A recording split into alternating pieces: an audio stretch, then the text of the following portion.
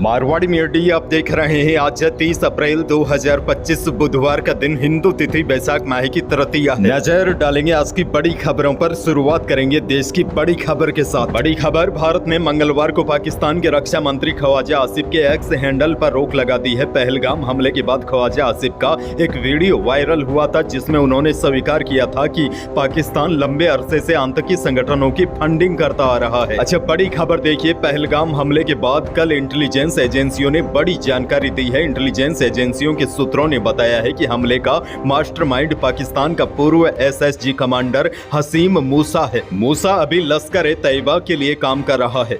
वहीं पहलगाम आतंकी हमले के बाद मंगलवार को गृह मंत्रालय में एक बड़ी अहम बैठक हुई। इसमें एनएसजी, बीएसएफ, सीआरपीएफ, एसएसबी के वरिष्ठ अधिकारी मौजूद रहे। वहीं आज फिर बड़ी बैठक होगी। केंद्र सरकार की कैबिनेट बैठक आज सुबह 11 बजे होगी। प्रधानमंत्री मोदी बैठक की अध्यक्षता करेंगे। पहलगाम हमले के बाद यह पहली कैबिनेट बैठक है। बड़ी खबर यह भी है, भारत की जवाबी कार्रवाई से पाकिस्तान डर गया है। पाकिस्तान लॉन्चिंग पैड से 30 से 50 आतंकियों को हटाकर बंकरों में भेज दिया है। बड़ी जानकारी यह भी है, पहलगाम हमले के बाद पीएम मोदी ने आर्मी को खुली छूट दे दी है। पीएम ने कहा है कि टारगेट्स का तरीका और समय सेना तय करे। आगे बढ़ेंगे, देश की एक और बड़ी खबर, 4 धाम की यात्रा आज से शुरू हो रही है जो कि 6 नवंबर तक चलेगी। सबसे पहले 30 अप्रैल को यमुनोत्री और गंगोत्री, 2 मई को केदारनाथ धाम और 4 मई को बद्रीनाथ धाम के कपाट खुलेंगे।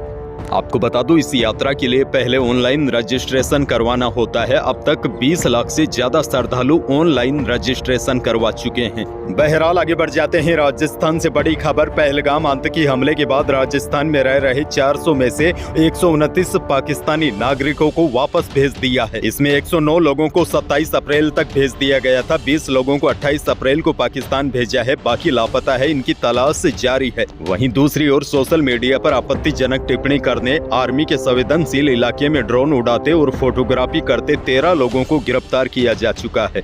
मंगलवार को सुबह बाड़मेर में एयरफोर्स एरिया में स्थित म्यूजियम पर फोटोग्राफी करते 3 युवकों को गिरफ्तार किया है। आगे बढ़ेंगे, एक और बड़ी खबर, पूर्व मुख्यमंत्री अशोक गहलोत इस बार अपना जन्मदिन नहीं मनाएंगे। सोशल मीडिया एक्स पर गहलोत ने लिखा कि पहलगाम में हुए कायराना आतंकी हमले से हम सब दुखी है। ऐसे समय में मैंने इस वर्ष 3 मई को अपना जन्मदिन न मनाने का फैसला किया है।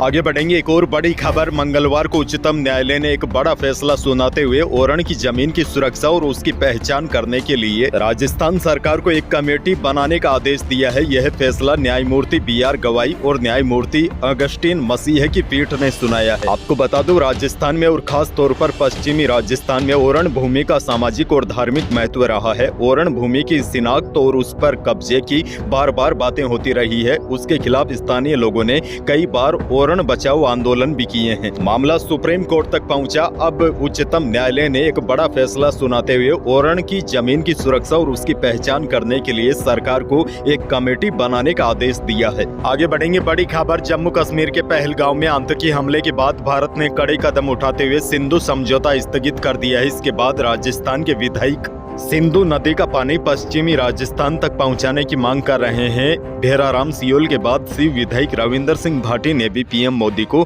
चिट्ठी लिखी है जिसमें बताया है कि सिंधु एवं इसकी सहायक नदियों के पानी का प्रबंधन पश्चिमी राजस्थान में किया जाए ताकि लोगों, किसानों, पशुपालकों को फायदा मिल सके और इस कदम से अर्थव्यवस्था भी मजबूत होगी। नागौर से बड़ी खबर, राजस्थान में सुरक्षा पर राजनीतिक भूचाल आया हुआ है। नागौर सांसद और राष्ट्रीय लोकतांत्रिक पार्टी के संयोजक हनुमान बेनीवाल ने राज्य सरकार की ओर से दी गई सुरक्षा लौटाकर न केवल प्रशासन पर सवाल खड़े किए हैं बल्कि मुख्यमंत्री भजनलाल शर्मा को भी सीधी चुनौती दी है। वहीं हनुमान बेनीवाल के भाई नारायण बेनीवाल ने भी सरकार से मिली सुरक्षा को नाम मात्र की बताते हुए उसे वापस कर दिया है। आपको बता दूं, इससे पहले सरकार ने हनुमान बेनीवाल की सुरक्षा में कटौती की थी जिसके बाद हनुमान बेनीवाल नाराज होकर अपने दोनों सरकारी गनर भी वापस कर दिए हैं। जयपुर से बड़ी खबर, सोमवार देर रात नशे में धुत युवती ने बाइक को टक्कर मार दी। इसमें एक नाबालिग लड़की की मौत हो गई जबकि उसकी बहन और पिता का इलाज एसएमएस अस्पताल में जारी है। आरोप है कि हादसे के बाद युवती कार को रॉन्ग साइड से भगाकर ले गई। युवती ट्रैफिक पुलिस के कांस्टेबल को भी उड़ाने का प्रयास किया, बाद में पुलिस ने उसको गिरफ्तार कर लिया। उधर हादसे के बाद मौके पर भीड़ जुट गई है और मुआवजे की मांग को लेकर हंगामा हो रहा है। बताया जा रहा है कि रात करीब 12:30 बजे युवती नशे में धुत थी। उसके यार दोस्त भी गाड़ी में ही थे। लड़की लापरवाही से गाड़ी चला रही थी। जब पकड़ी गई तो वह हाथ जोड़ती हुई नजर आई। देखिए, चिंताजनक बात यह है आजकल लड़कियों में भी नशे की प्रवृत्ति बढ़ रही है। आगे बढ़ेंगे। जोधपुर से बड़ी खबर। गर्मियों की छुट्टियों में दक्षिण भारत की ओर घूमने जाने वाले जोधपुर के यात्रियों की सुविधा को देखते हुए रेलवे ने मदुरै व चेन्नई से भगत की कोठी स्टेशन के बीच जालोर भीलड़ी के रास्ते समर हॉलिडे सुपरफास्ट ट्रेनों के संचालन में एक फेरे की बढ़ोतरी करने का फैसला किया है। एक और बड़ी खबर। प्रदेश में भीषण गर्मी का दौर जारी है। इसी बीच सिक्कर में खाटू श्याम मंदिर कमेटी की ओर से दोपहर में 2 घंटे तक मंदिर में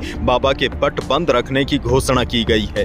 इस संबंध में मंदिर कमेटी ने आदेश भी जारी किया है। बाबा के पट शनिवार, रविवार और शुक्ल पक्ष की एकादशी, द्वादशी को छोड़कर अन्य दिन सोमवार से शुक्रवार तक दोपहर 2 से 4 बजे तक बंद रहेंगे।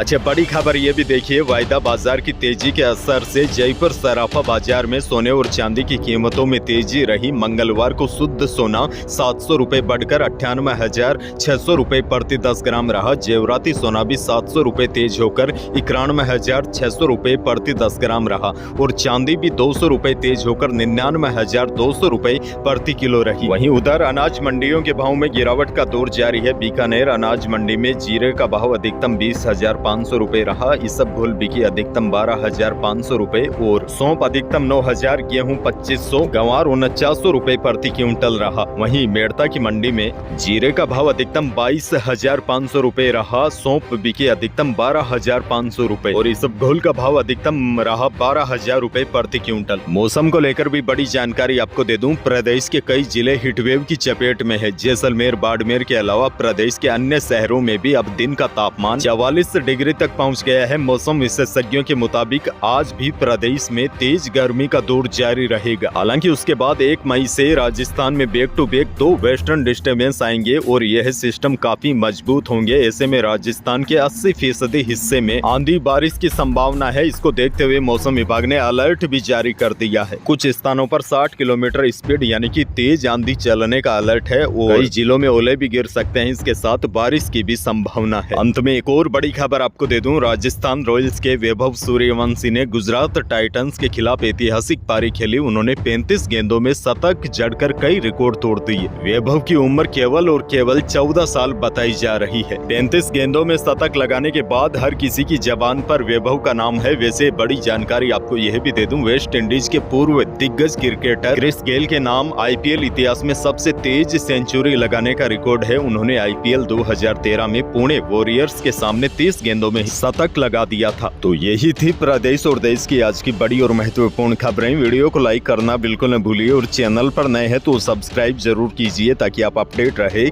बड़ी और काम की खबरों से। धन्यवाद।